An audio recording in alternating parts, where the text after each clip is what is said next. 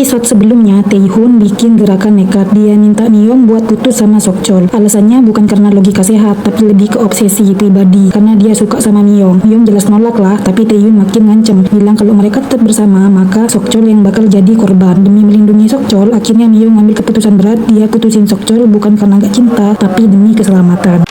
Awalnya Myung bikin keputusan besar, dia mutusin Sokchol padahal sebelumnya hubungan mereka adem-adem aja, gak ada masalah yang berarti. Jadi wajar aja kalau Sokchol kaget dan ngerasa aneh kenapa tiba-tiba diputusin. Sokchol yang masih punya harapan, dia bilang bakal nerima Myung lagi kalau suatu saat Myung mau balik. Tapi ternyata Myung bener-bener ninggalin dia. Di tengah jalan Myung berubah pikiran, mutusin buat balik. Sayangnya pas sampai Sokchol udah gak ada di sana. Scene pun pindah ke kisah lain. Sokhee, adik Sokchol, dia lagi galau soal masa depannya. Pacarnya yang dokter datang buat nenangin dia. Sebelumnya mereka sempat debat apakah Sokhee harus lanjut belajar ke luar negeri atau enggak. Akhirnya si cowok bikin keputusan mengejutkan. Dia rela ikut Sokhee belajar ke luar negeri meskipun karirnya di Korea lagi punya masa depan yang cerah banget. Sokhee yang tadinya dapat kabar manis dari pacarnya malah bikin momen jadi haru. Dia nangis dan jujur kalau sebenarnya dia udah nggak bisa lagi ke luar negeri karena uang yang dia simpen udah habis buat bayar hutang kakaknya. Akhirnya mereka cuma bisa saling peluk. Oh, so sweet banget, tapi juga nyesel. Nah, jangan keburu lulu karena scene selanjutnya langsung hantam emosi campur aduk. Myung pulang ke rumah setelah mutusin Sokchol, tapi malah dapat kabar kalau ibunya kritis dan lagi dioperasi. Sayangnya ibunya nggak selamat nih. Di tengah duka itu Sokchol datang buat nemenin Myung. Momen sweet lagi di tengah kesedihan. Tapi tiba-tiba muncul si jahanam Taehoon ini. Dia lihat mereka masih bareng. Mungkin dalam hatinya mikir, lah kok masih jalan bareng, bukannya udah putus. Tapi karena suasana lagi berduka, dia cuma ikut berbela-sungkawa terus langsung pergi. Setelah itu Myung akhirnya buka suara. Dia jujur ke Sokchol soal alasan kenapa dia minta putus. Dari situ mereka mutusin buat balik bareng lagi. Jadi ada secercah kebahagiaan nih di tengah tragedi. Tapi drama belum selesai. Bosnya Sokchol yang juga junior ayahnya datang buat curhat. Dia lagi pusing ribut sama mantan bawahannya yaitu si Taehoon. Bukannya beres masalah malah makin runyam. Ayahnya Sokchol pun ngasih wejangan. Kalau mau kelar dia harus rela nurunin harga diri dan minta maaf. Ayahnya Sokchol sempat minta tolong juga nih ke bos gangster itu supaya Sokchol bisa keluar dari lingkaran mereka dengan baik-baik tanpa harus diganggu lagi. Tapi nasib berkata lain, bosnya malah jatuh pingsan dan posisi langsung direbut sama bawahannya yang ambisius yaitu si om-om Dajjal ini. Dia langsung bikin keputusan kejam. Sokchol harus disingkirkan karena berani mutusin buat cabut dari dunia gangster. Di sisi lain Sokchol berusaha membangun lagi hubungan sama Taehoon. Bagaimanapun dulunya mereka kan pernah akur dan kelihatan banget Taehoon mulai goyah nih. Nah, di sini drama manisnya muncul lagi nih karena Sokchol juga lagi janjian liburan bareng sama Myung. Sayangnya sebelum sempat ketemu sama Myung, Sokchol dicegat gerombolan gangster lamanya. Dia dipaksa ikut lalu berakhir diserang. Parahnya lagi, HP-nya Sokchol nih dirampas. Dari situ mereka nemu chat pribadi antara Sokchol dan Taehoon. Di sini masalah makin runyam. Mereka nganggap Sokchol pengkhianat geng karena masih akur sama mantan rekan gangsternya dulu yaitu si Taehoon. Bahkan mereka tuduh Sokchol berkomplot di belakang mereka. Pakai HP Sokchol mereka ngirim pesan jebakan ke Taehoon. Ngajak ketemuan di tempat biasa dan bener aja Taehoon datang. Tapi bukannya ketemu malah jatuh ke perangkap. Scene berakhir dengan suasana tegang banget. Taehoon sadar kalau dia udah diincar buat dibunuh dan akhirnya pecah baku hantam berdarah di restoran itu. Yang bikin makin greget, di tengah baku hantam itu Taehoon malah salah paham nih. Dia kira Sokchol ikut menjebak dia padahal Sokchol sendiri juga lagi diserang dan HP-nya dipakai buat ngelancarin rencana jebakan ini. Pas keadaan makin chaos, untung aja ada bawahan Taehoon yang datang nyelamatin dia. Tapi masalah baru muncul. Mereka balik ngeburu Sokchol karena yakin Sokchol dalang dari pengkhianatan ini. Sokchol pun lari tunggang langgang, sempet mampir ke Myung bilang biar Myung duluan ke terminal bus dan dia bakal nyusul. Dalam kejar-kejaran sengit itu Sokchol berhasil lolos sampai akhirnya nyampe ke terminal bus, tapi justru di momen lengah itulah dia tiba-tiba ditusuk. Myung yang panik langsung bawa Sokchol ke rumah sakit. Polisi pun curiga ke Taehoon dan gengnya, tapi mereka ngotot gak ngelakuin. Walaupun jelas-jelas mereka juga lagi ngejar Sokchol, jadi kemungkinan mereka nih cuma kalah cepet aja ya. Kebetulan ada orang lain yang lebih duluan nusuk. Ayah Sokchol begitu dengar kabar anaknya masuk rumah sakit, nangis dan merasa bersalah. Dia nyesel karena Sokchol terjerat dunia gangster akibat dirinya. Untungnya Sokchol akhirnya sadar kembali. Teman-temannya termasuk polisi dan dokter langsung sigap ngebantuin Sokchol. Tapi tensi naik lagi nih pas om-om Dajjal ini muncul. Dia pura-pura sok khawatir padahal Sokchol sebenarnya udah sadar kalau dialah dalang dibalik penusukan itu.